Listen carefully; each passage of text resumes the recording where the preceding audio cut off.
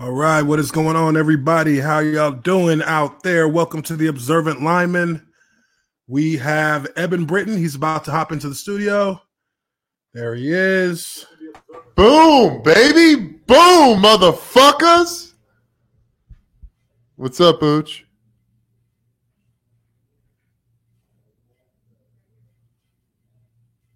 Are you there? No, I can't hear you. Fucking A.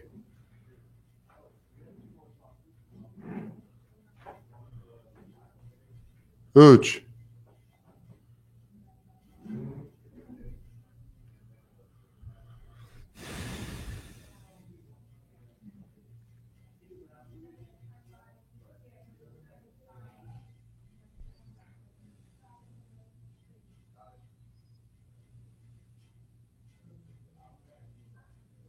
Mike, Ooch, did you go somewhere? God damn it, dude. What happened?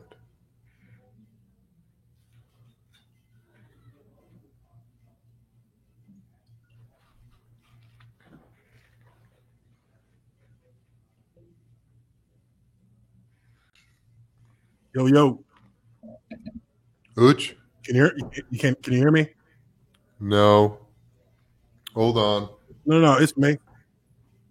It's you? Yeah. No. Hold on. Are you sure? It's you? No, I could kind of hear you coming out of the... Do I have the right headphones on? No, I could hear you coming out of the... Yes, it appears I do. Can you hear me? No. Hold on. Hey, can you hear me? I can hear you coming out of my computer. Hold on one sec. I can hear you coming out of my computer. Hey, coming out of mine too. Yeah. Now I can't hear you. I can hear you coming out of my computer. Weird.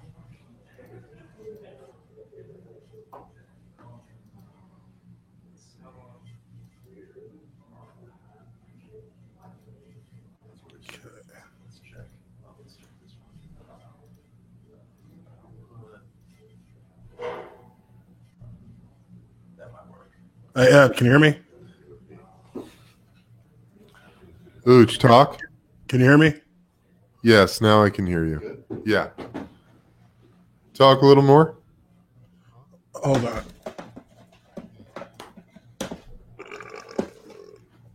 That's Yo. better. Yeah, now I gotcha.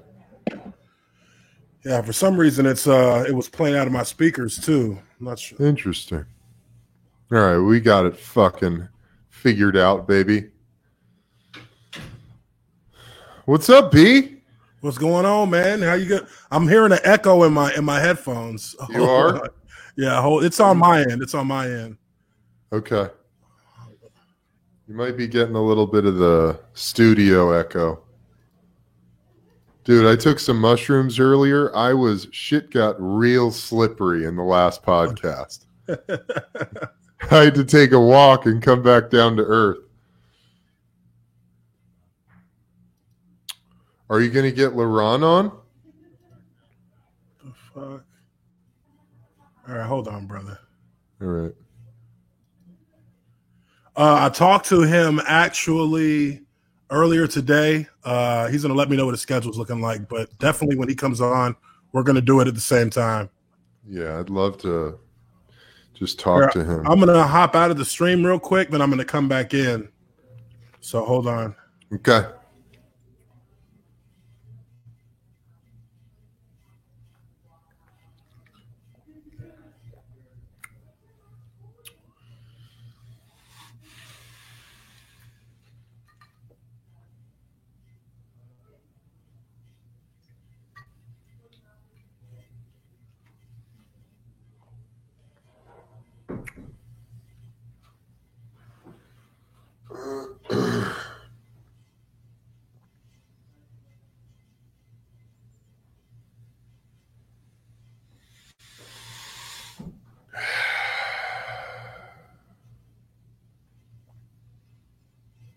All right. Can you hear me?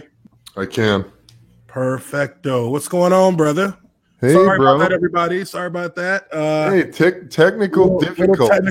Technical difficulties. We're offensive linemen. Hey, we don't fuck with computers. We don't do this. What do you want? What do you want? Man. Yeah, so everybody, welcome to the Observant Lineman Life podcast with me and Eben Britton. I'm Uche Waneri.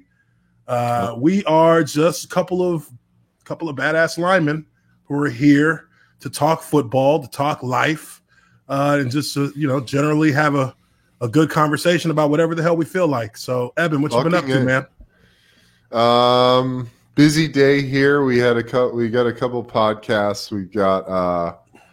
We had this dude Mike Rashid in earlier, who's he's a former heavyweight boxer turned fitness guru personality.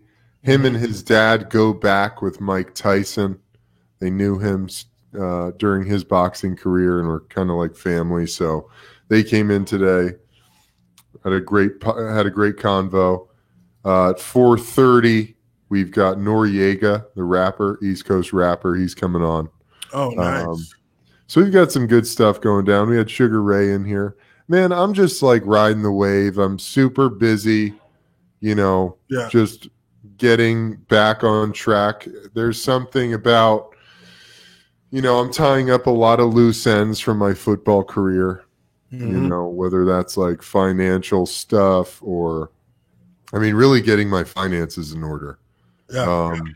My financial guy, was not very helpful. Shout out to him, not for anything bad. It was a big learning experience, but he just wasn't the guy that would have been the best decision for me. And that's a learning thing, and of course it was all meant to be just because I got a lot of lessons out of it. But, my finances coming out of the league, are fucking decimated. So a lot of my time now is learning how to pay taxes by myself, with an accountant where I'm actually understanding what's going on, paying bills, dealing with insurance shit, which I was excited to get Laurent on because I think if I read his Twitter post correctly, he just went out for line of duty, which I think he got denied for. Yeah, he got denied for line of duty, man. Which I got denied my first time too. I got it this second time, but you have to put a lot of work in for that shit. And they make you jump through hoops and fucking work for that line of duty benefit. Yep. So I got my line of duty. I actually got mine on the first try.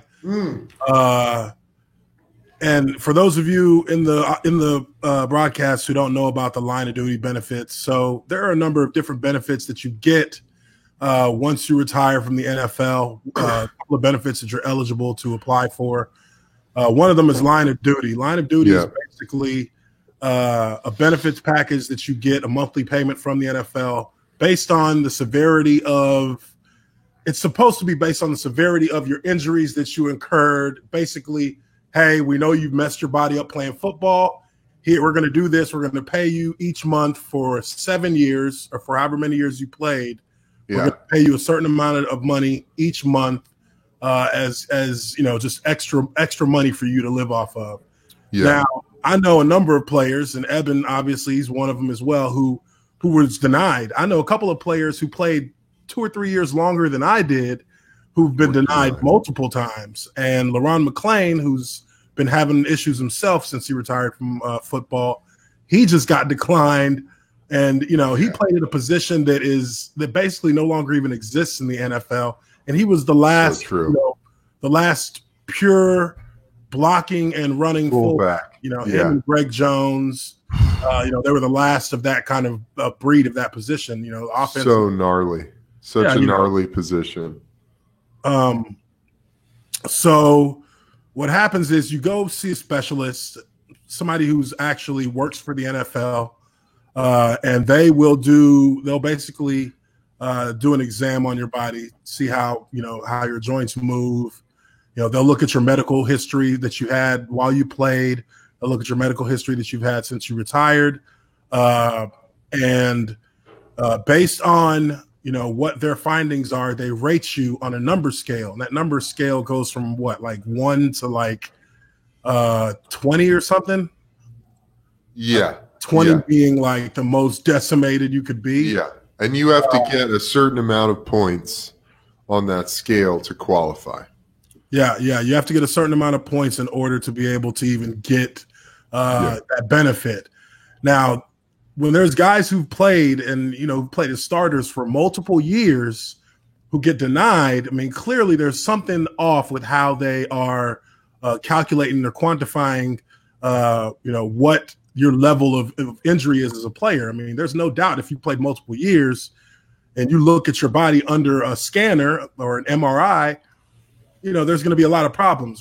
Before I actually went to meet with my guy to get to do my final screening to get my benefits, I had to fly to Chicago, and I met with the guy in Chicago. They did a total body MRI.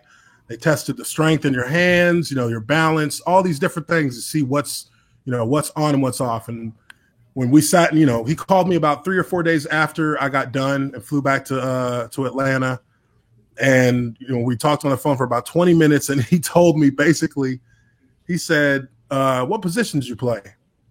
I said, I played right guard.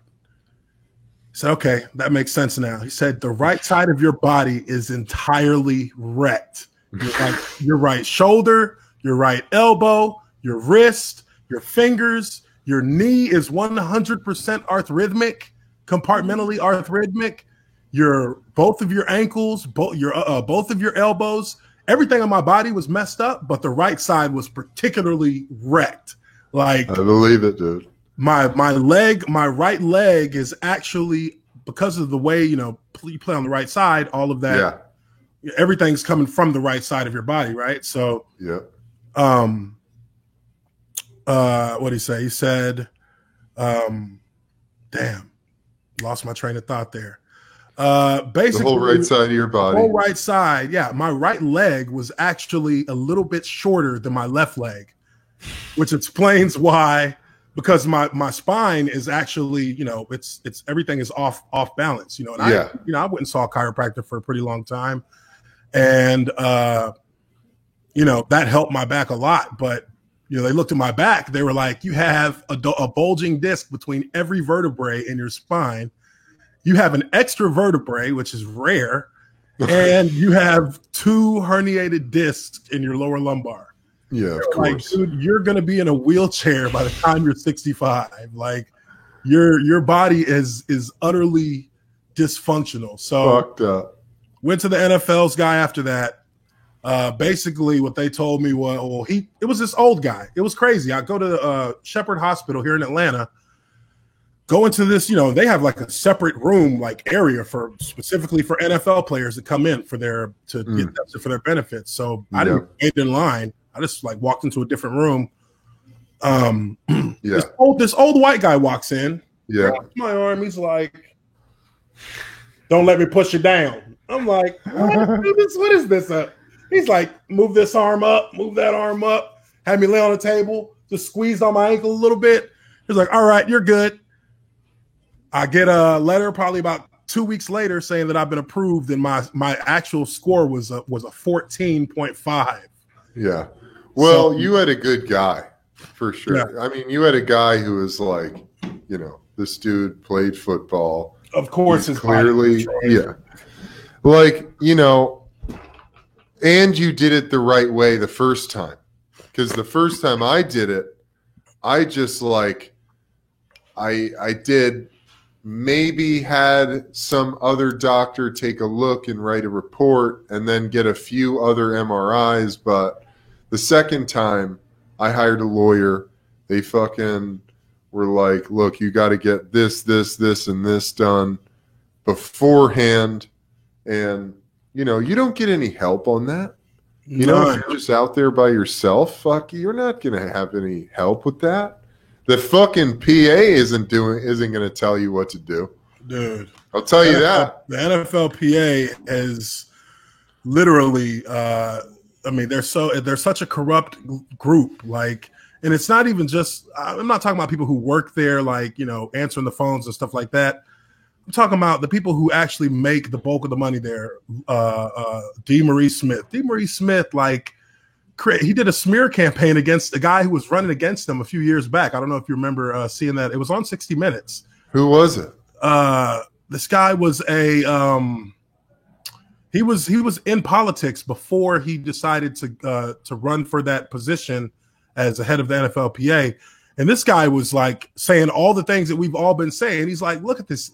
Like, why are players like dying before they get to 50? Why are players? Yeah. Why do they not have any real meaningful financial support once they leave the league if they're, having a hardship? Why are, players not able to get insurance for the rest of their life? They gave their life for football. And at the end of the day, the least that this $21 billion, entity and its union can do is make sure that these, less than 10,000 players, at the most 10,000 players, 10, maybe 15,000 can be taken care of from a health standpoint, moving on and moving forward in their life. You probably have an HRA account, right? Yeah. Dude, the HRA account, like, why would you want to be reimbursed for spending money on medical bills? Yeah. When you guys have an account that has 150,000 at the least for every player who's vested and retired to, be able to take care of medical costs once their insurance with the NFL runs out. Yeah. For a player like me, my insurance with the NFL just ran out, a month ago? Yeah, mine too. So, they say, when you go on the NFL benefits site, the NFLPA's benefits site for the players, they say that they have 150,000 in the account for you to have access to pay for medical costs, but you have to spend the money first. Yeah. Before they'll give you anything back. Yeah. Like, that doesn't make any sense. It's our money. It's money that we as players put up, money that was taken out of our checks and put into an account that they created a fund for, but they won't let you get any access to it. But dude, I mean, beyond that, the fact that you just gave your life for football, whether it came out of your check or not, the NFL should be upfront and covering guys' healthcare costs. I believe. No, I agree. For lifetime. 100%. Guys 100%. Should have lifetime and health insurance. Fucking Roger Goodell has lifetime health insurance. Yep. Fuck that. Hell, the coaches don't even have any benefits with the NFL. They don't get any benefits. The coaches have no union. The coaches have no CBA. The referees got a CBA. They have a union.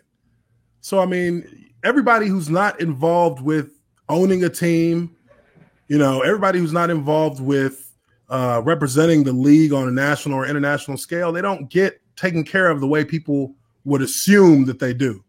Yeah. It's really for me, it's frustrating, and I know it's frustrating for you because there's not really any kind of communication or any kind of constant or anyone you can consistently speak to who actually can give you answers about something. It's always somebody just transferring you to another person who's not at their phone, and you have to leave a voice message, and they'll get back to you whenever the hell they can. You're not getting any help from the league directly or the PA. You've got to that's why it's so important that the guys, the veterans fucking get together and share this fucking information and help each other out. Yeah. And then there's the 401k. I mean, the 401k to me, that's the worst because that you put a ton of money in the 401k. A ton of money into that. Every year as a player. And for them not to allow you to have any access to it, like, I checked that account. I checked my account, I think about 2 or 3 weeks ago, I checked it. And, I've got almost 700,000 in my 401k, but you have no access to it until you're 45 or 55. Yeah. It's 55 or 65, or is it? I think 45 is the earliest you can access. Yeah. But Yeah, 55 or 65 is really when you want to. I mean, dude, it's just like most guys aren't even living to 50. Oh, dude. Vinny Manuwai. Vinny died at 38 the guy last we year. played with. It's heartbreaking. There's Yeah, plenty of guys, though, on the street, homeless, penniless, Yep. addicted to pills, all fucked up. All the way. And they've got nothing. They're forgotten. They're like ghosts. And it's like, why isn't the NFL just doing anything for these guys? Mike Webster, Hall of Fame center, died homeless, insane in the streets. Yeah. Dude's a Hall of Famer. I mean, it's insane. I don't know. I mean, hopefully it's changing, though. I mean, there's a lot of, just with the access of information, people have so much more. The players have more opportunities to, this guy, Brian Saladino, would you still choose to play? Would you play still, Ooch? I mean, I feel like that's such a loaded question. Like, we're looking at life in hindsight, right? So there's logical answers for everything when you're looking at it from hindsight point of view. And I mean, if you think about it, we would still play again. Yeah, we would. Yeah, for sure. I believe we would. No doubt. Because at the end of the day, it changed our lives. It gave us the opportunity to have access to things that we can, be successful with and move forward with for the rest of our life. But there's still a behind the scenes aspect of our world that, that needs to change. Greatly. Yeah. And there's a way that we can be helped with that. Yeah. If the NFL and if the NFLPA, stop basically, cornering. What they've done is they've basically they have a pot of money from us. They tell us, invest your money, save your money, put it in these funds with us. We'll help you save and help you plan for the rest of your life after football. But if you take away all of that, all those smoke and mirrors, they just have all these NFL players. They've got like $1 billion fund from NFL from investments from NFL players that are just receiving interest that they're getting paid with.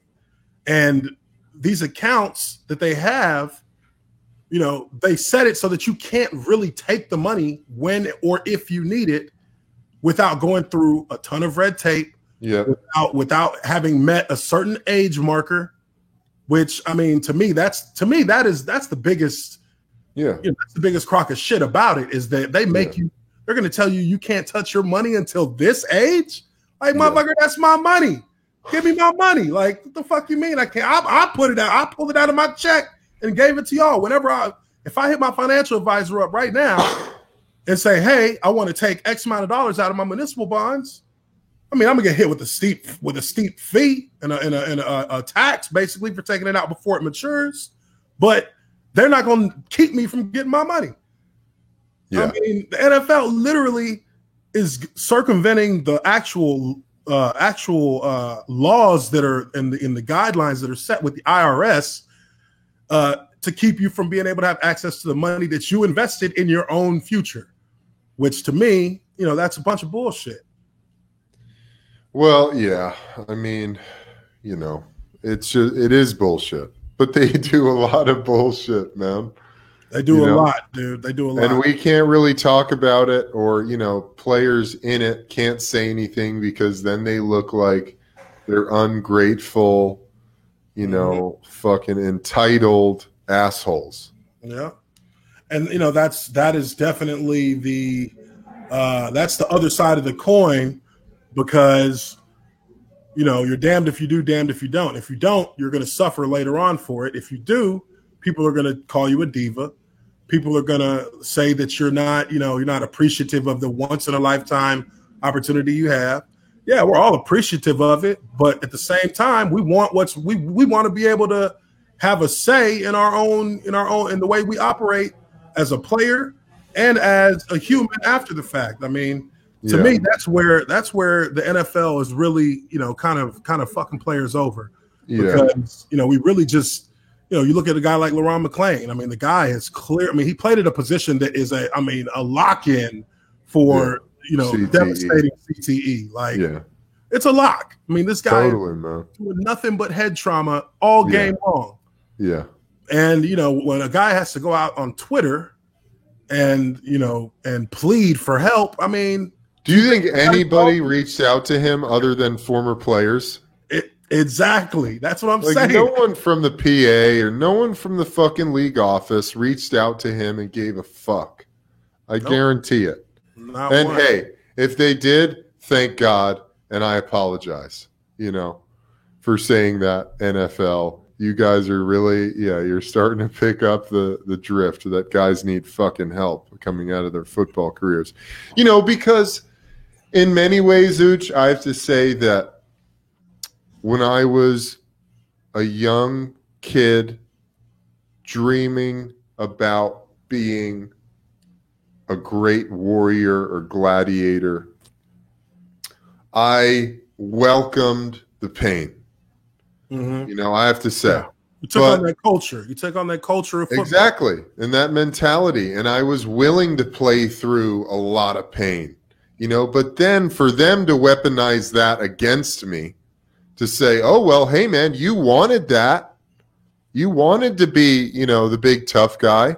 Yeah, but I didn't want to get fucked coming out of it, Yeah. And I'm not asking for more money. I'm just asking for them to cover fucking health bills. Yeah. You know what I mean? Yeah. It's not like I think I should have been paid more.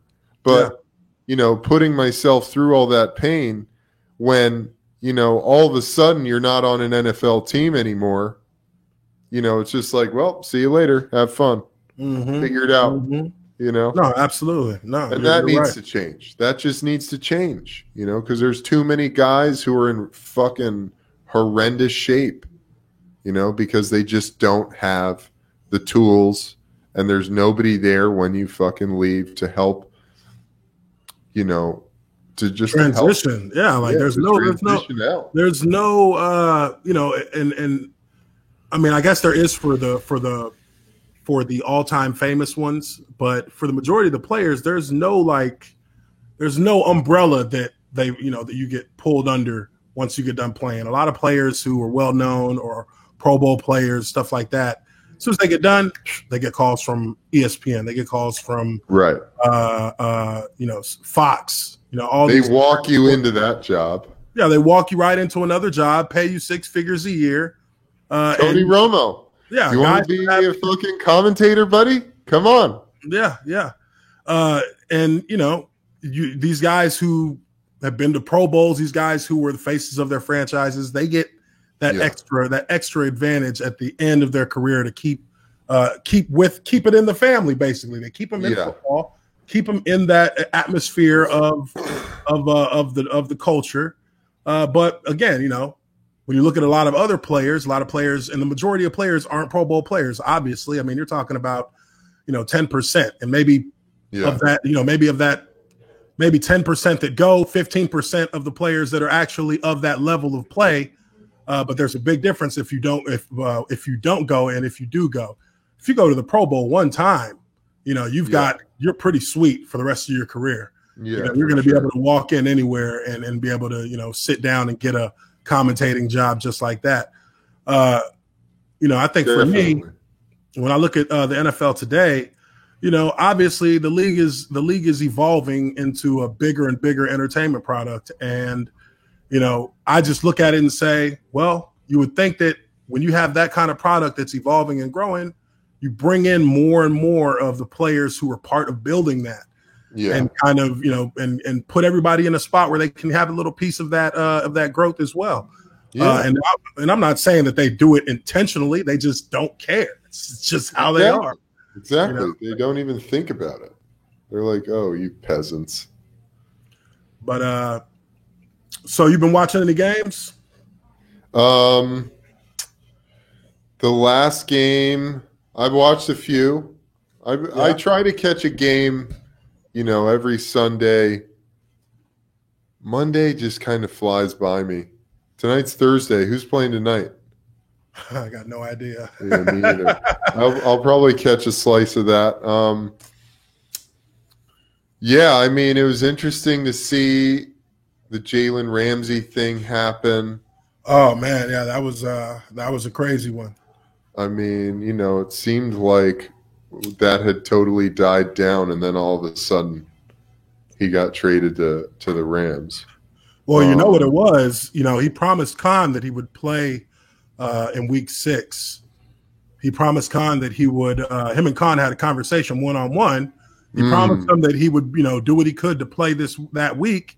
And, the day before the game, he's not playing. So right after that, they said Khan basically gave him the green light to trade him away for, at least 2 first-round picks and a second-round pick. They ended up they got 2 first rounds and a 4th round. Yeah. I don't know. I was kind of bummed about it, to be honest. I thought it was Yeah, me too. I mean, we're former Jaguars players, so we look at it and we say, dude, you're the best player at your position in the NFL. Yeah. And, the team is, the Jaguars are what, 3-4 right now? Yeah. I mean, they're still in the thick of things. Like, they're still in it, man. Plenty of opportunity to continue to move forward and to make a run at the playoffs, and they're about to get Nick Foles back. So, what is it? I guess him and Tofflin got into some kind of tussle, and that was the catalyst for him wanting the trade. But I just feel like, as a player, dude, like, what could you possibly get into a tussle with that guy about? I mean, Coughlin's one of those OG coaches. Yeah, OG for sure. I get it. So but he don't give you're a not fuck. dealing with say him. Whatever he wants. I guess. Are they like? Did he? I mean, who knows? Well, what do you think about this kid Minshew's been balling out, and then bringing Nick Foles back in? Is it a sure thing that Nick is going to be the starter again? Yes, dude. Yeah, like, come on, dude. Like, we were in Jacksonville long enough to know, but we got something that's good. Minshew, I mean, and I haven't even spoken on Minshew. I haven't spoken a word about his situation since he became the starter, because I knew deep down in my heart, I was like, look, he's making some plays. He's playing well, no doubt. Yeah. But he still looks like a cat who doesn't know what the hell is going on out on the field sometimes. And he's got great instincts. He's able to sense the pocket well enough. But again, dude, there's something between there's a sizable difference between how a veteran quarterback, good quarterback plays in the pocket and how a young, skittish, excited but also anxious looking player operates on the field. I mean, you can see it in their body language, and he's out there having fun, no doubt. He's out there doing his thing, but I just knew, okay, that's because first week they never seen him before. Yeah, exactly. So, he's gonna make some plays that they weren't able to game plan for his style of play. Next week, good game. He throws for almost 300, 2 touchdowns, no interceptions. He's managing the game.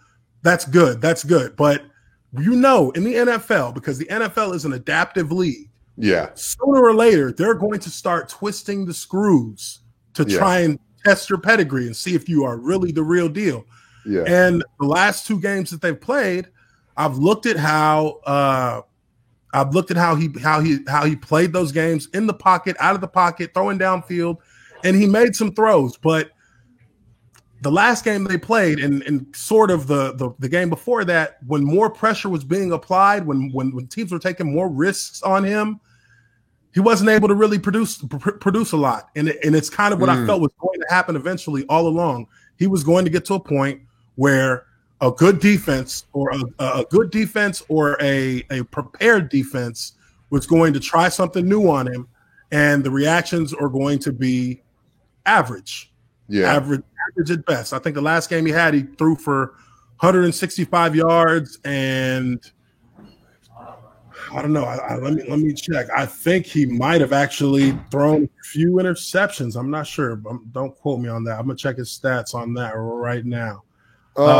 He's not like he's not a freak by any means, right? Yeah. He's not a freak.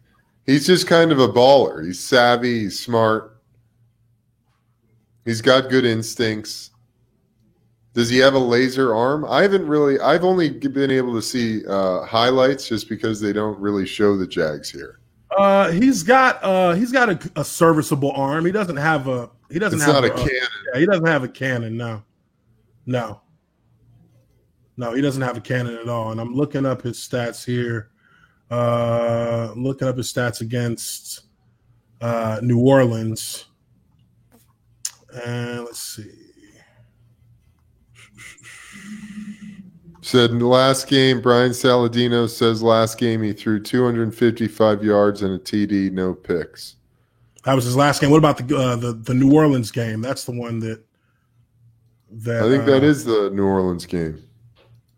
They played hold on. They played another game after, or they played a game after Denver, yeah. No. Who was after New Orleans? Oh, Cincinnati. Cincinnati. Which they won that, right? But Cincinnati's terrible this year. Yeah, they barely won that. They barely won it. They beat Cincy, yeah. The other thing I thought was hysterical this week, not to jump ahead, you could tell me when you get it, but the fucking Jets-Patriots game. And Sam Darnold saying he's seeing ghosts out there. Fucking ghosts. That's what Andy used to say to us. That's classic. Hey, don't be out there chasing ghosts. Don't be out there chasing ghosts. Trust your preparation. Yeah, exactly. Sometimes it gets like that, dude. Oh, dude, for real. Seeing ghosts, man. You know what? And there was one time. Look, he's a young guy. He's a rookie, right? Or second year player? Second year, I think. Second year player. The light's gonna really turn on for him later this year. Yeah, for sure. But do you think he's the real deal, Sam Darnold? Dude, what are they? 0-6, 0-7? And nobody's the real deal when you're 0-7. Yeah, exactly. Nobody. If you're the real deal, you can get one. You can get at least one win. But he's had mono too. So we got a super chat here from Ryan Kennel. He's one of our guys on Sports Wars that I was telling you about. Hell yeah, Ryan. Bear down, baby. He's in the middle of a Windows 10 update. Is he a Bears fan? Yeah, him and another guy on our Sports Wars group, our Sports Wars channel, Aaron. Aaron is a huge Chicago fan. That's why I sent them a link to the actual broadcast in case they wanted to jump in. But it's dope, man. This is dope. I'm glad that this fucking Firefox worked. Yeah, no, that's good, man. Thomas DeMay says, I'm a Jets fan and I don't believe in Darnold. Hey, man, if you're 0-6, 0-7, yeah, there is no faith until you get some wins. And they have their front office ownership, patience, and ability to, give guys time to develop is shorter and shorter with head coaches and quarterbacks. Dude. You got like 1.5 years. Yeah. You know why Aaron Rodgers is so good? Aaron Rodgers is so good because he got some time to develop under Brett Favre. He sat for like 4 years. Yeah, he sat for a minute before he got to get in there and play. That's the best thing you could do with a high drafted quarterback, I think. That's what you're supposed to do. Yeah. That's what you're supposed to do. Now, and I think about it and I look at how it's affected some guys like Marcus Mariota. Like Marcus Mariota's been out there since he was a rookie in Tennessee with the team that's been in flux for the entire time he's been there. And they're expecting this cat to just, all of a sudden be a world beater. You know what I mean? Like the dude doesn't even know what offense he's running. He's in like 3 different offenses every time. Oh yeah. Oh man. He had Malarkey too. Oh, that's why. Oh my God. Let's talk about that for a second. Hold on. Go ahead. Keep talking. I'll be right back. I gotta grab a bottle of water real quick. Yeah, for sure. These head coaches who go from one team to the next, they just keep getting hired. You've seen it with Rex Ryan, Mike Mularkey somehow went from 2-14 at Jacksonville. Maybe he got picked up as offensive coordinator of Tennessee first by whoever the head coach was there, and then he went and fucking became the head coach of Tennessee. I think they did go to the playoffs. Got to give him credit for that, but even a blind squirrel finds a nut now and then. Adam Gase, another guy. Where was he? He was at the Dolphins, ran them into the ground. Then he got a job in the Jets. It's like, what is the deal? Now owners are turning to, like I'm talking about how in the league there's such a head coaches just go from one team to the next, Yeah. whether they've been any good or not. Like Rex Ryan did it. Got fired from the Jets. Then he went to Buffalo. Didn't do shit there. Mike Mularkey went from 2-14 in Jacksonville to Tennessee. Got fired. Went to Tennessee. Did he go there as an offensive coordinator? And then he went there as a coordinator. Fired? Yeah, and then they gave him the head coaching job. He fooled them into it. Yeah, exactly. He tricked them, just like he tricked Gene Smith's dumbass.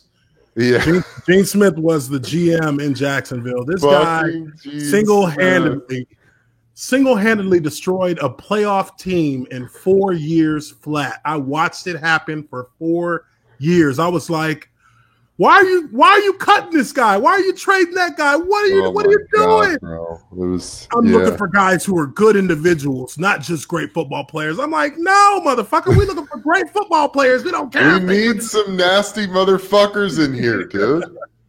We always used to say that. We need some thugs, man. Yeah, we would say it in the locker room all the time. Like, yo, we need some thug motherfuckers. Some cats who get in bar fights. Yeah, that come in and fall out on Sundays. Yeah. What was I gonna? There were all kinds of. There were all kinds of whispers in the locker room that Wayne Weaver hired Gene. Like, I'm selling this team in a few years. Yeah. So just kind of tank it. Tank. He burned it to the ground. And I fucking thank you. Hey, Gene Smith, thank you, brother. You fucking drafted me in the second round, 39th overall, and I love you for that. But that was the word around the locker room, bro. That was the only thing. I'm not fucking saying what happened or not. Hey, man. Hey. What about Jack? Jack really turned out to be one of my favorite head coaches I ever had. Yeah. That was my feeling. Jack. I love Jack, dude. Like, and Jack was awesome. Things ended sourly, but with the players, I don't think the players ever looked at Jack in really a negative light. I think that the way the season was going, you really can't. There's not much you can say at the end of the day when they look at 3 seasons in a row where we could have made the playoffs in the last game of the season, three years in a row. Everything played out perfectly. All we had to do was win one game, and we end up losing 3 in a row at the end of one season, 4 in a row at the end of one season, 3 in a row at the end of another. And, and they gave him one more year to show something, and we started off. It all fell apart. That was the year they let David Garrard go. Yeah. And from there, shit just started falling apart. And I felt bad for him when they fired him because I liked him. He was a good coach. He was good at reading the players. Understanding. He definitely had a good sense of the players, where we were at, what we needed. He was always like trying to do stuff to lift our spirits or get us motivated and interesting. Not like the bullshit ways. Not the rah like fake hype guy. Just coming to us as men. He came to us on a level playing field as 2 men. And he was a guy who played a long time in the NFL himself, so he had respect from us in that regard. So we could relate to him. And he understood exactly how we felt about certain things. And of course, you have to balance that with being the coach, but at the same time, he was able to, catch on to some cues or realize that, hey, let's back off a little bit on being out there in pads for practice. Yeah, with everybody fresh for the game this week because it's a big game, and and the players we would go out there and do what we could to ball for them. Yeah, but again, like I said, I remember hearing also that there was a little friction between Gene and Jack because Jack didn't like some of the cuts that Gene was making. Like Jack was pissed when they released Tony Pashos because Gene Smith tried to make him take a pay cut. He said, "Fuck you, I'm not taking a pay cut." Yeah. And so they released him. But there was just a number of situations outside of his control that kind of caused a rift between him and Gene Smith. And Jack's guy was really Shaq Harris. Shaq Harris was the GM when I got there. And he was really, that was really a guy that Jack trusted. And he was the guy that drafted the majority of the best players that, have been in Jacksonville. So, when Gene Smith took over, there was just, there just wasn't really a good, there wasn't a good vibe from him. And, this guy used to be a middle school principal, dude. How do you go from being a middle school principal to a general manager of a professional football team? How is that possible? I don't know, man. But that's the truth about life, dude. It's like, I don't know, because you know the right people, because you're plugged in somehow. I don't know.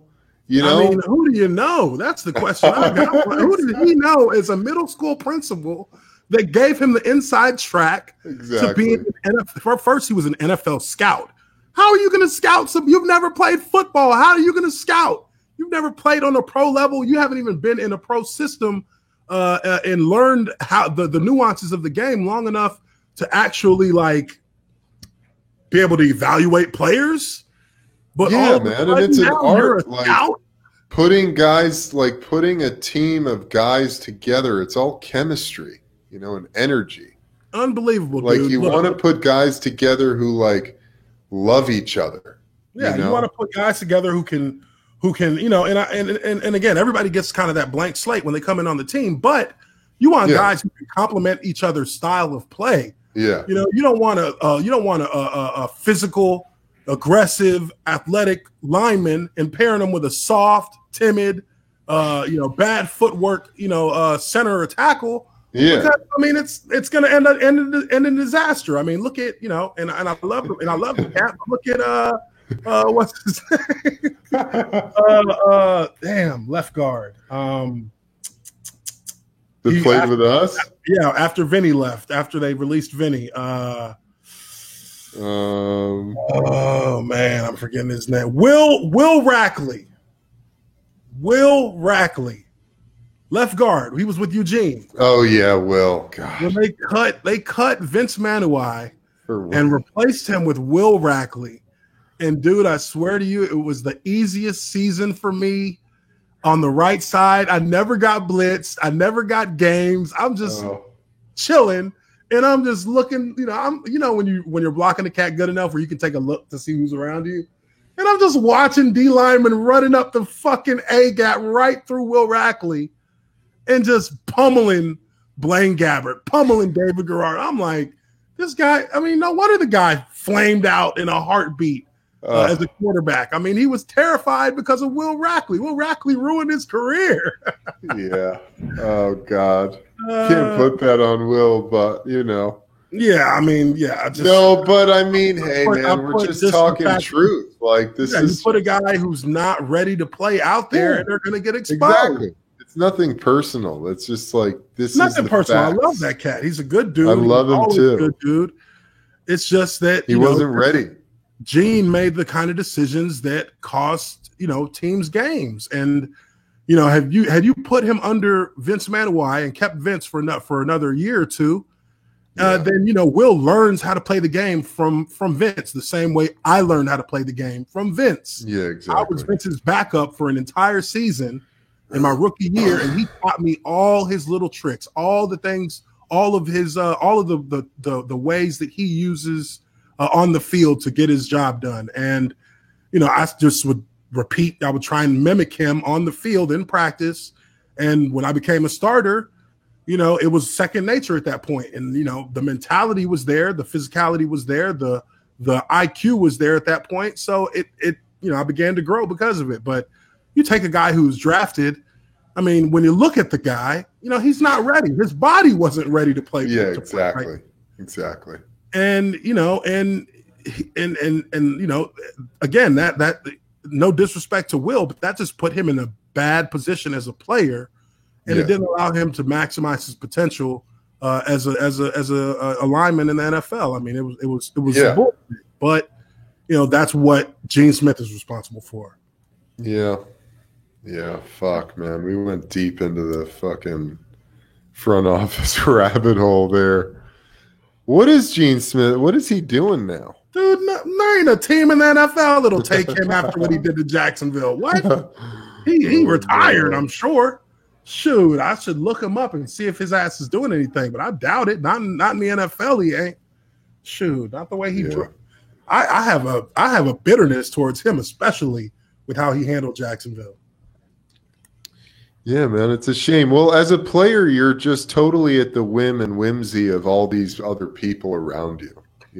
Like that's a perfect example of a guy who isn't ready just being thrown in there to be fucking destroyed. You know what I mean? Yeah. Because as a player, there's nothing more important than your confidence. Mm-hmm. Yeah. Once you lose your confidence, once that goes away, everything else goes. Fucked. It's all over, man. It's all over. Here's a question. From how any QB careers cut short? How many QB careers cut short by a bad tackle? I don't know, man. Ooh, who gives a fuck? That's hard. We've got too many rules on protecting the quarterbacks now, dude. Yeah. You can barely even hit him now. And guys like Alex Smith still get his legs snapped in half. Oh, man. Alex Smith is one of those quarterbacks who takes shots. But, no, thanks for the super chat there, Fook Google. Fook Google. But, the thing about it is, a quarterback, I feel like quarterbacks' careers are dependent. They are dependent on their offensive line being good, but at the same time, they're also dependent on, a quarterback being able to get the ball out fast, being able to, do his job the best he can, because at the end of the day, it's all about doing your job on the field. One player does his job, another player does his job. You got to trust in that. Now, the left tackle position on the offensive line that's the premier position on the line, because you're generally going against the best individual athlete on the entire field on the other side of the ball, in the defensive end or outside linebacker, who's a hybrid DN linebacker. And, they're protecting the quarterback's blind side. So, obviously if he can't protect the quarterback's blind side and he keeps taking shots, the quarterback's not going to last long. But I don't know how many quarterbacks' careers have been cut short because they didn't have a good O-line. I mean, hell, even right now in Houston, Deshaun Watson, that O-line he's the most hit quarterback in the NFL right now. And his offensive line is not very good, but they're still managing to win games. They're still managing to put up a lot of points. So, again, his ability to improvise and to be able to be a playmaker have a lot to do with that. The Texans have literally led the league in sacks given up for years, I think. Oh, yeah, dude, for years. Years. Going back to, what's his name? Who was the cat before Schaub? Carr, David Carr. Oh, my God. He was the most sacked quarterback ever, I think. Yeah. He got sacked, I think, 70-something times in one season. That's a total front office thing, man. Because what kind of guys do you bring in? What is your focus? That's neglecting these. If you neglect the offensive line, you're also neglecting your quarterback safety. I mean, boils down to that. That's I feel like another team. I'm always just baffled by who they line up on the offensive line are the Giants. New York Who do Giants. they line? I don't even know who they line up. I'm always like, who is this guy? Like, who thinks that dude's physique is like something you want to line up on your team? You know, like these wide-hipped, narrow-shouldered, like soft dudes. I'm like, all right, man. I guess that's what you want. I'm telling you. There's I've seen. It's like the lineman play is kind of just it's going down. It's going down in the NFL. Yeah, line play. Yeah. But one team that does still have good O-line play, from what I've seen watching a few of their games, is Kansas City. And who is the O-line coach out there? Andy Heck. He was our O-line motherfucking Heck. Yeah, I agree. Kansas City's O-line is great. They're super athletic too. They're not like a bunch of like giant guys. Yeah. They're like fucking really good players. Mm-hmm. They're good, and they're well coached. Well coached. What was I gonna say? Fuck. It's about O-line. Yeah, it'll come back to me. The CTE shit. Tony Romo.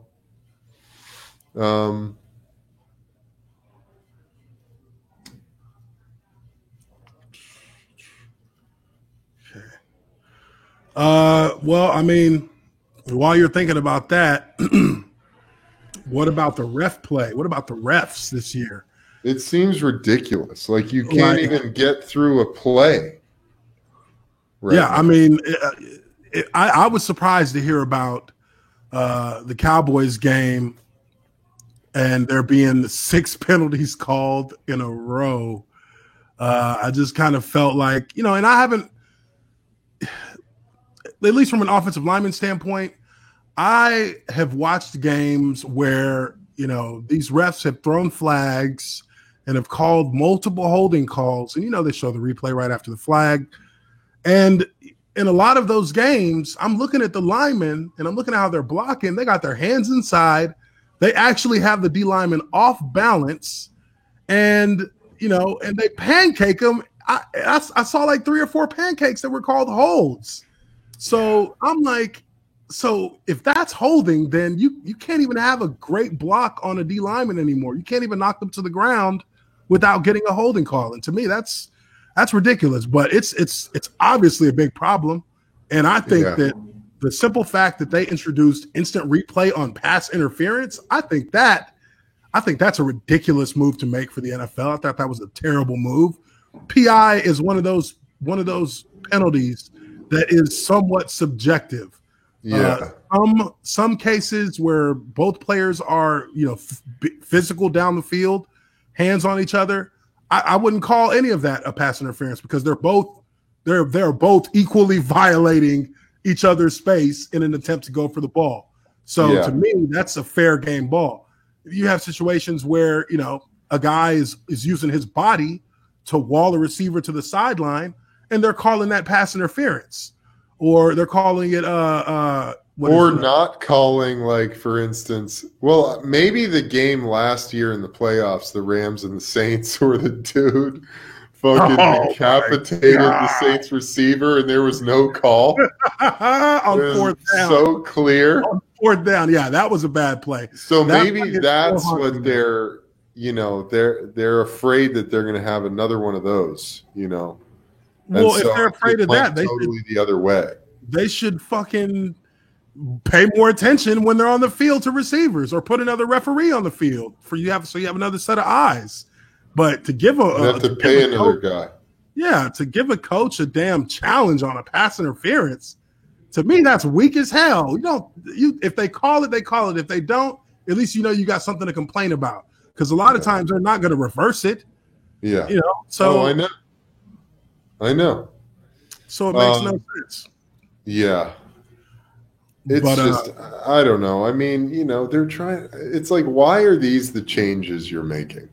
Yeah. Why don't you make some good changes? Like, let guys smoke weed, Make some changes that matter to anybody playing the game. You know what I mean? Exactly. I don't know. the NFL, they're just, the business side is obviously it is what it is. I mean, the NFL is always going to be a big time moneymaker. But I just feel like there are some things that the NFL does that work completely against its own interests and definitely against the players' interests. I mean, they're still harping on trying to get 2 more games added to the season, which to me is, come on, no player is going for that. If you've ever played an entire NFL season, why in the hell would nobody's going to be on board with playing 2 more games? Dude, at week 12, you're done. Dude, and you're I got a month left. I remember my rookie year, dude. By week 8, I was like, when does this shit end? They were like, well, we still got 8 more games to go. I'm like, I can't take this no more. I need a break. Oh, my God. I know, dude. It was so brutal. I mean, 18 games would just be too much. From Google, he's on one. I see. He said, anyone ever fart or call you names to break your mindset? You know what? For me, no. I mean, I think the one game that I was expecting some kind of like mental shit or an actual fight, I was so ready for it, was 2011, 2012 season when we played against the Detroit Lions. Oh, yeah. And they had Ndamukong Suh. Oh, dude, I was ready for a fight that entire game. I was like, I am ready. I will get kicked out of this fucking game. If this cat tries anything funny, we going. I was like just waiting on it. And he never said a word to me the entire game. And I was just dominating him. Like literally, I was like, yo, is he playing hard? Yeah. He might not have been. I'm like, is he like sedated? Like he's not saying anything. He's just getting blocked and not even like trying to get off the block.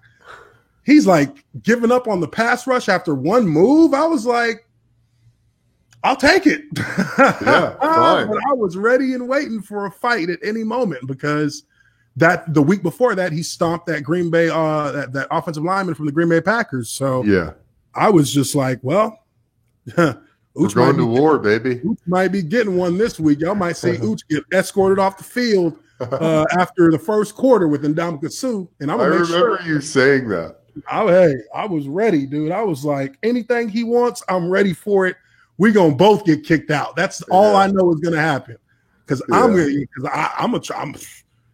not gonna be getting stomped or kicked or you don't push me around for nothing. Like so for me, no, he never said a word. So in that respect, I haven't had anybody ever really talk trash to me on the field.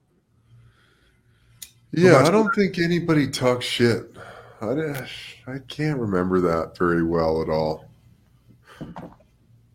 Nobody that mattered, Yeah, I talked a lot of shit in high school, but then, like, I don't know, the older you get, the less energy you have for that shit. Yeah, and you're just like, dude, I got enough shit to worry about, bro. I gotta go back to the huddle. Yeah, I gotta figure out like who the fuck is blitzing right here. For real, like I was not worried. I could barely, for a lot of the game, you can barely even talk to be having to have a conversation. Yeah. You can only say a couple words at a time. You're over there just sucking air, like, dude. Only thing on my responses come in nods and head turns, and single synonym words like gotcha, cool, that's it. No, yes, Packer. Like that's it. That's it, bro. I know. Oh man. Anybody got any questions in the chat? Leave your questions in the chat. We'll try to get to them. Obviously, we'll prioritize them super chats over the regular ones. So if you want to get your question answered right here, right now, and post it up on the screen, go ahead and leave a super chat. What do you think about the situation with Antonio Brown, how that's going right now? They said he just released like a movie trailer the other day. I'm going to do a video on that. What? Yeah, this guy it's called 11 Days with the Patriots. Wow. It doesn't make any sense. What's the stat? Is that the latest? That was yesterday night. He dropped some trailer on his YouTube page, and I mean, dude, I'm in the middle of editing a video that I'm doing for it. But I mean, the first two things that he says in the video make absolutely no sense whatsoever. I mean, it is literal gibberish. Yeah, bro. He's trying to sound sophisticated, but he's not talking about anything. Yeah. You know, it's a sad situation for him, but yeah, I just thought I'd bring that up because I haven't seen that. I'll have to check that out. But I mean, I'm totally, you know, and maybe he's an insane individual to begin with, but you know, he's definitely a guy suffering from some brain trauma. You know? Oh yeah, dude. He's definitely he's definitely dealing with something psychologically with his brain, just because I mean he's taken some shots too in his career. I mean the one shot he took from Perfect. I mean the dude he rolled on the grass like a rag doll. Yeah, he was unconscious. I mean, yeah. You know, that right there, that's all it takes. Yeah, man. And you know, maybe that's what this story is, you know, in this day and age of social media, and I know his presence is massive on social media, and he really uses that as like a channel to get his message out there. So we really have an opportunity to just observe what it's like to watch someone with brain trauma function in a corporate setting. You know what I mean? Yeah. So yeah, you kind of get that real time view of him kind of unraveling. You know, just I mean, hopefully he gets some help. Hopefully he's got somebody around him who can reel him back in. You know, I don't know, man. You know, there's a lot of ego there. There's a lot of trauma. There's a lot of shit that, you know, is just balled up in a giant mess that he's going to have to deal with at some point. You know, or not. I don't know. Yeah, we'll see. I mean, you know, there are a couple of players who are taking his lead, obviously, with how he acted to get himself out of Oakland, namely Jalen Ramsey. But, you know, Ramsey's not anywhere near the level of dysfunction that this guy is just in his behaviors, just in the way he acts. Yeah. So, I mean, Jalen Ramsey is pretty articulate and he's okay. Yeah. He's not. He's missing some vocabulary, but you can. Well, I mean, articulate. You can understand his intentions and how he's speaking. Yeah, I mean, in expressing himself. You know, it's a little bit. It's just more. It makes a lot more sense than Antonio Brown. You know, I don't know. To me. Yeah. Pat says, you think the Pats are going to win it all this year? Don't care about the Pats. But I'll say that I don't think they're going to win it all this year, just to be honest. I think that they're going to obviously they'll likely be back in the AFC title game, but if it's a game where they have to play against Kansas City or if they have to play against who else? I mean, Buffalo. Buffalo really should have beat them when they played them earlier this year. Buffalo had an opportunity to win that game. Stoked on Buffalo. And that was with their backup quarterback. So, you know, I think there's a few valid threats to the Patriots that can have a 50-50 shot at keeping them out of another Super Bowl. So, yeah, you know, we'll all pray for that. Fucking Pats, dude. What the fuck? All right, guys, we got about 10 more minutes left. 12 more minutes left for the chat. If you got any questions, leave them in the chat box, and I'll try and get to those. We're going into our last 12 minutes here. So for everybody who is just dropping in, I got Eben Britton, former NFL offensive lineman, teammate of mine. Played with the Bears and with the Jaguars, got drafted in Jacksonville. We're here just kind of talking about the state of the NFL, state of affairs in the NFL today, and just giving our insight on some of the stories that are going around with football. So, okay, let me ask you this, Hooch. What do you think about this impeachment shit? Oh, we going into politics? God. Just a dip. Our toes. Just because I'm just like, all right, well, let's see it when it happens. You know? Now we're going to impeach this guy?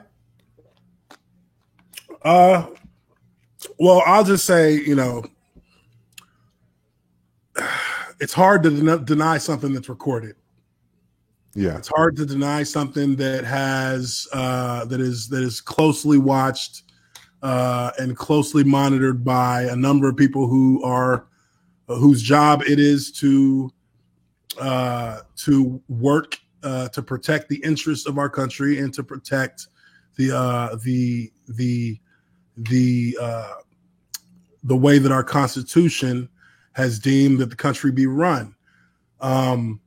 So, for me, I look at it like in any situation, if you're at the top of the ladder and you do not respect the position that you have as somebody who is a leader in any business and on any football team and any organization, and also in our government, everything, the buck stops at the very top. If you yourself as a leader are not able to operate in a way within the confines of the description of your office or of your work, then you can't expect that you're going to have that job very long. If you can't operate in the manner that is set forth by people who've come before you, and do things in a manner that not only keeps you in a neutral position in terms of how you gain personally over how the country gains, or over how the business gains, or over how the team gains, then sooner or later you're going to have to be held to account for all of that. And same as with any head coach, same as with any general manager. If you're not handling, if you lose the locker room because you're cutting corners, if you lose the locker room because you're not pulling the trigger on decisions that are in the best interest of the people in the locker room, then that job won't be yours for very long. And again, when it's recorded, when it's on tape, like we say in football, the eye in the sky never lies. Something that's recorded is recorded, and there is nothing that can be misconstrued when you have actual evidence, when you have actual, physical evidence of wrongdoing. If I am going into a gas station and I, snag, a pack of Skittles, and the guy at the counter don't see me, but the camera does, I can't sit there and tell him that he didn't see me take nothing, because it's right there on camera. He don't need to see me take it. The camera saw me take it. If I'm on a phone call with somebody and I start, disparaging somebody else over the phone and calling them all kinds of things, and they're recording the conversation, when they bring that to light and I say they're a liar, well, when somebody brings out that phone conversation that's recorded, how can I say that that's not what I said? If it's me on the phone, if it has my phone number and it has my voice, and I'm saying something on the phone, it's been recorded, then that's what it is. And and I don't want to go too deep into that's this. Good. That's enough. Into this, and I see this guy's quick says Thomas has some Constitution. Trump is only protected. Okay, look, I don't know what to say about that, Thomas DeMay. All I can, the way you're putting it is that's how you define it, right? But the Constitution is the Constitution, and the Constitution defines certain things very specifically. And the Constitution defines Trump released he said Trump released a transcript. The whistleblower did not listen to the phone call. He is only hearsay. Okay, that information that you just said is not correct. The transcript was not released. A memo of the transcript was released, and in that memo itself, literal memo, even though they didn't release the transcript, they released a memo that had the same exact phrases used by the president to the Ukrainian president, that is simple to understand what he is saying. He doesn't have to say, he said, I'm going to withhold military support, I'm going to withhold money, etc. if you don't do X, Y, and Z. He said, yes, exactly. He said, we need a favor though. Yeah. We need you. And that is Look, man, that's That is against the through and rules. through. I That don't is- give a fuck. You know, I'm just like, look, you want to have a great leader, Thomas DeMay.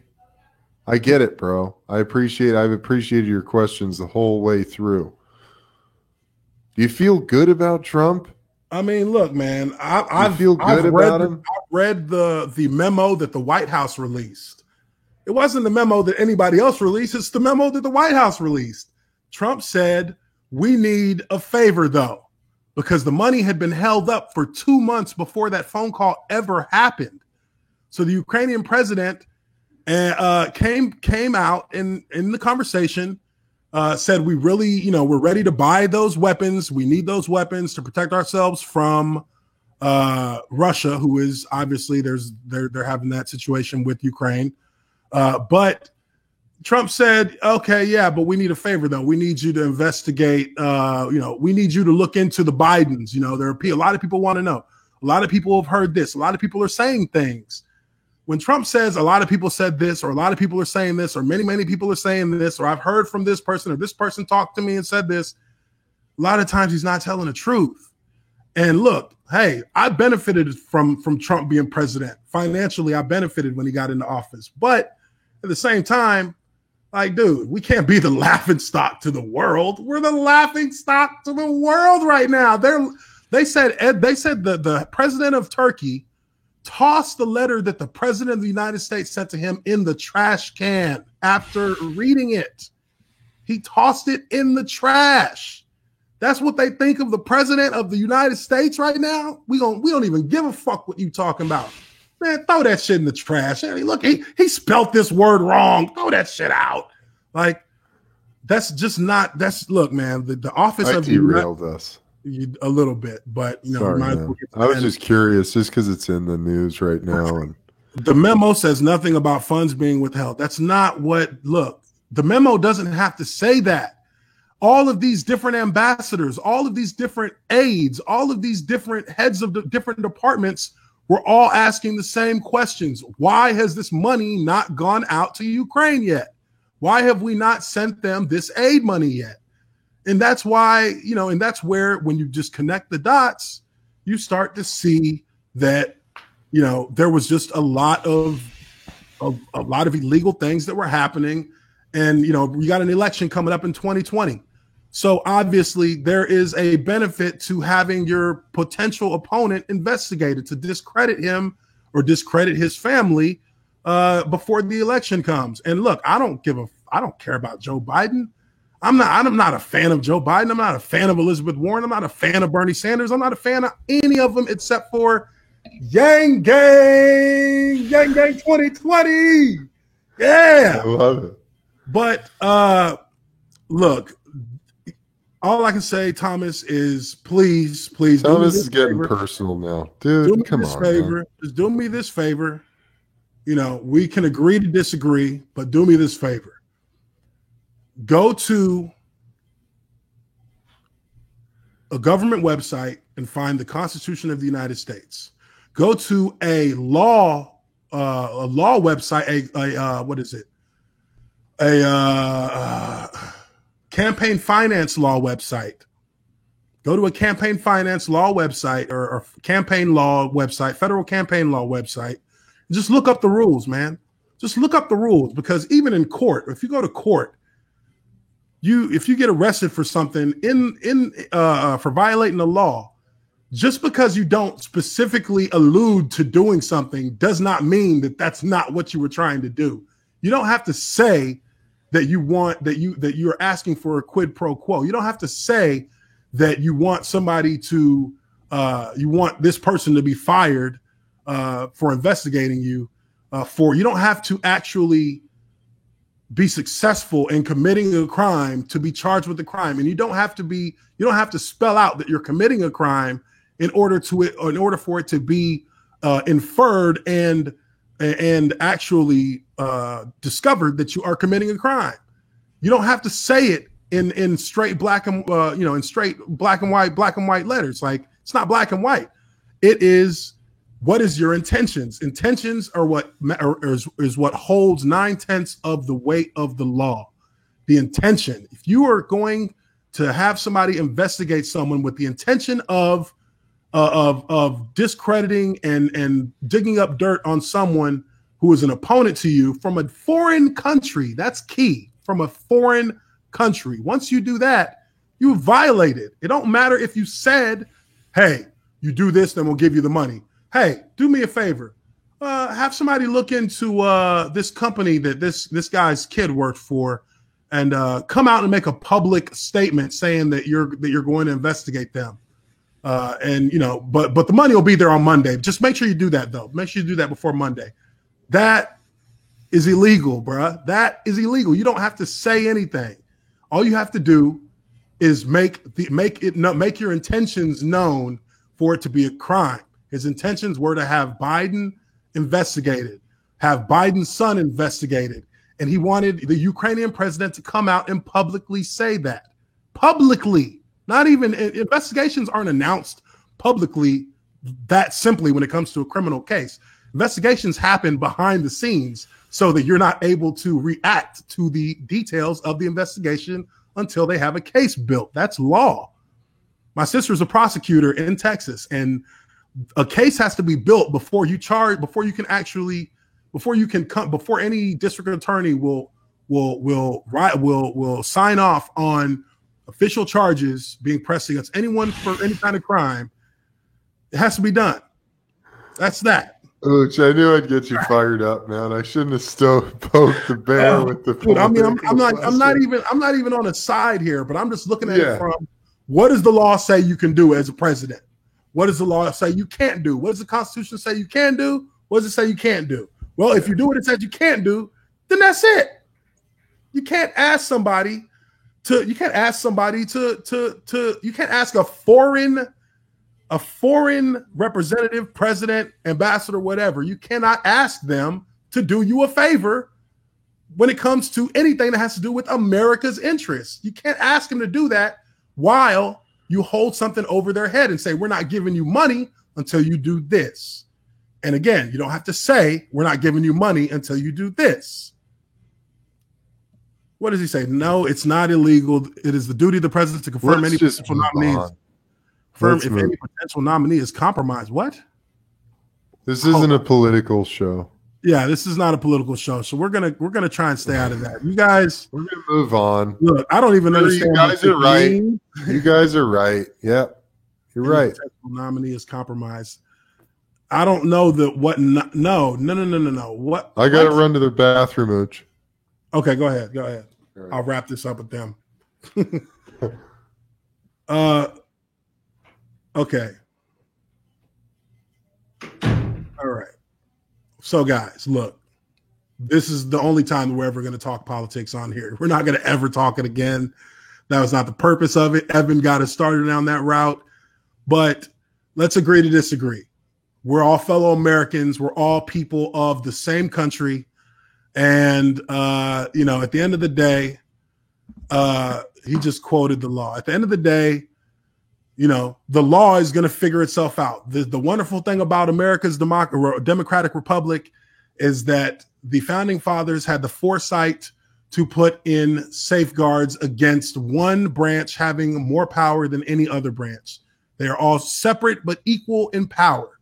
So that means that if Congress decides that the president has committed a crime, they will impeach. If Senate decides that it is true, based on the evidence, that the president has committed a crime, then they will remove. If the Supreme Court looks at it and decides no or yes, then we have a situation where they can have the final say. But as it stands right now, and I'm not going to look up the law, but I could. Matter of fact, I don't want to. No, I'm not going to look it up because I've already read numerous things about it. At the end of the day, the president on a phone conversation said that he would release money or said he wanted a public declaration that they would investigate Joe Biden and then they'll get their money. The facts will come out And as it looks, there are people who have far more credibility than Donald Trump. There are people who have been who have worked and served this country for decades, not getting paid, any kind of crazy salary, not having any kind of crazy amount of wealth. These are people who've been working as workers, as ambassadors, as aides in this country for decades, folks, who have seen the worst and the best. They've seen Nixon, they've seen Clinton, they've seen Bush, and all of them agree that this is illegal. What he's done is utterly impeachable. These are not people who don't have experience to be able to say that. These are people who have worked behind the scenes. That's like saying that you know more about football than a football player who has played football for years in their life. That's like saying that you have more understanding and knowledge of how things are supposed to work on the field than somebody who has played ball for decades. That is the difference, is that you have people who have been in the government for decades, who are apolitical, who have no political leaning or alliance in regards to how they operate on a daily basis in their work. These people have come out and has said that what Donald Trump did was illegal, and there's a ton of paper trail that we're all finding out now that is alluding to all of their fears that he was doing illegal things, that he was trying to set up a quid pro quo. They actually text each other. They were texting Trump's aides like, "Yo, is he really doing a quid pro quo?" And his aides are replying, "Call me." If somebody says, "Call me," after you ask if they're going to go rob, "Hey, you going to go rob that gas station? Call me." "Oh, no, I'm not calling shit. Yes or no? Are you going to rob that gas station? Call me." Come on. Like, when you're guilty people do guilty things, man. They don't want to get caught in a situation where you text him back. That's what it looks like, because now that's actually on a phone, on a screen, and that can be tracked through data mining. With this situation, there's just so many people who have far more credibility than he has, who are actually coming out from neutral positions and saying, yes, what he did is illegal. Look, oh man, gosh. Don't even. This is over. I like your avatar though, George. Yeah, it's cool. Cookie civics Monster has nothing to do with this, because there's a difference between civic law and constitutional law. Constitutional laws that the government has to follow are not the same as civic laws that are dealt with between civilians. Hey, and God bless George. Look at the bottom. Even though he's giving you contrary points, look at him. God, I love your show. Man, I love y'all too, man. Look, one thing you gotta understand about me is I will argue with you on any topic, but at the end of the day, I still love all of y'all the same, and I will never want anybody to turn away from viewing my videos or viewing my channel or being able to communicate with me, because I communicate with everybody about everything as much as I can. So, just this is a conversation, and that's what it is. And there's not going to be any hard feelings. There's not going to be any kind of animosity. And I will continue to enjoy and cherish all the support you guys give my channel. So that being said, it's awesome. Let's go into some closing thoughts here, Eben. So fucking A, man. Closing thoughts. We're almost halfway. Are we more than halfway through the football season? Almost to the halfway point. Mark. We're at the halfway mark. Week 8. That's nuts. Who do you think? What team intrigues you right now? I think the 49ers intrigue me the most. Yeah, the Niners, man. The Niners are fucking really showing me something. I'm excited about the Niners. I grew up a Niners fan. Wow. Yeah, I'm excited about the Bills too. I think some of the implosions are interesting. Like, I think the Rams are going to have a really rocky road the rest of the way. You know what, man? I wasn't impressed. I saw them play against Tampa Bay, and I was like, wow, they don't look very good at all. Yeah, I agree. I think that they're one of the favorites that I think probably won't even make the playoffs, to be honest. Because, look, Seattle's having a good year. Seattle and the had a good year. Niners. They took a bad loss, but they're still above 500. The Niners are undefeated, dude. Like, Yeah, I know. and you know, I hate to bring up the Patriots, but what if you have a scenario where the Patriots play the Niners in the Super Bowl and you have master versus apprentice? I love that Tom matchup, Brady bro. versus Garoppolo. That's That probably would what it'll be- be. That's that'll probably what be- it'll be. Out of this world.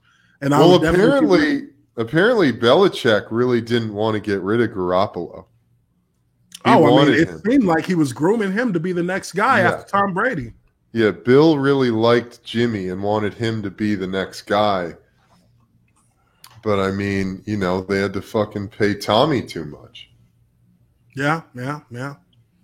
And I don't you know. know, I mean, it's going to get interesting right now. You know, at this point, heading into the second half of the league season.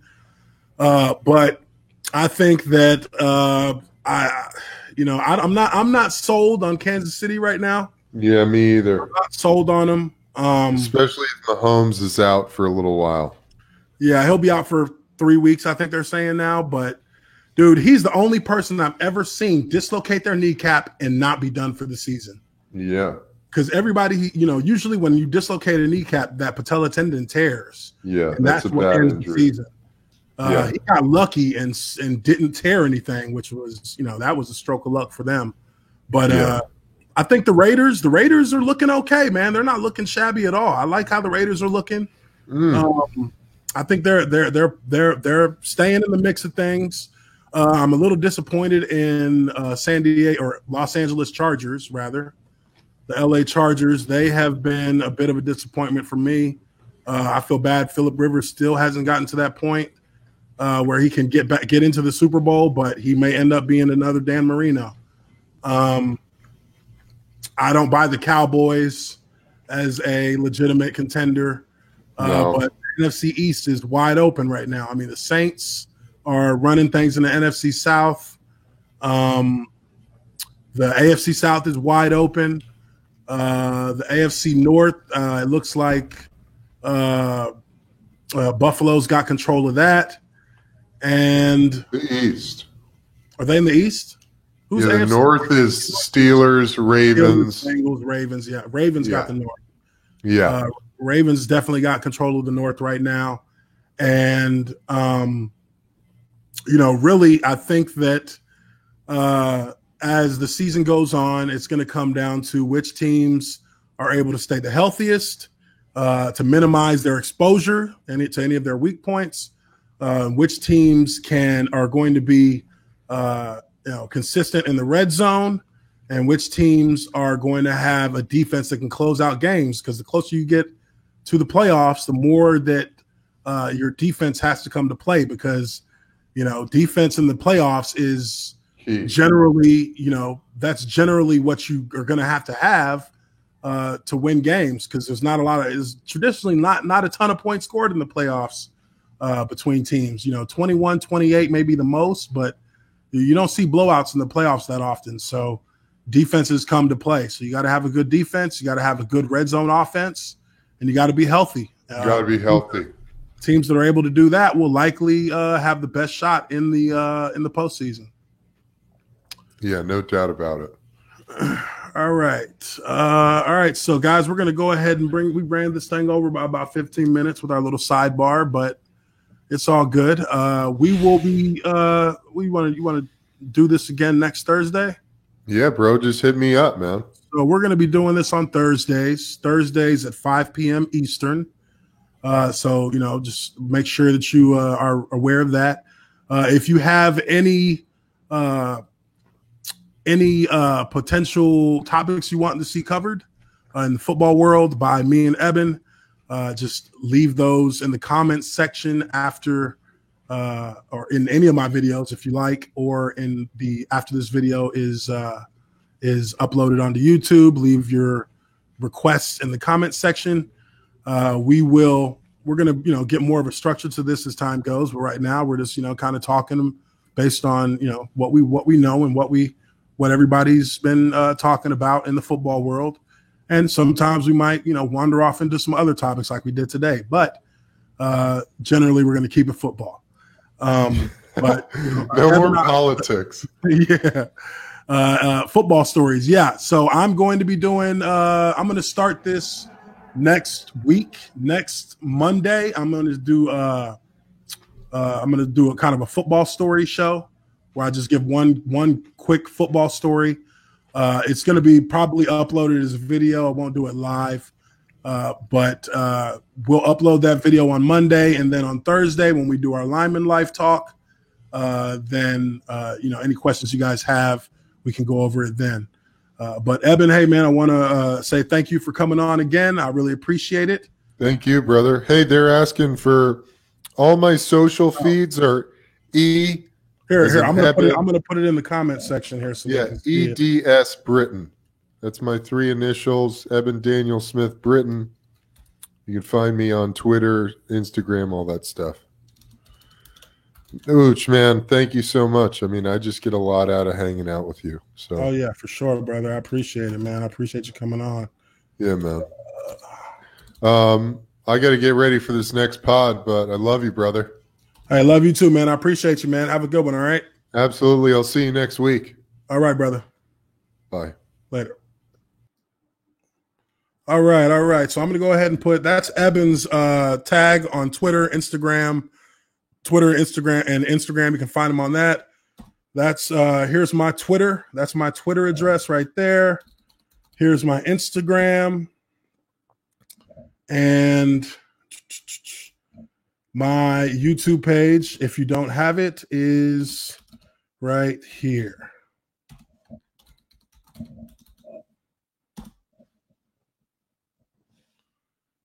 So hopefully you guys, that's my Twitter.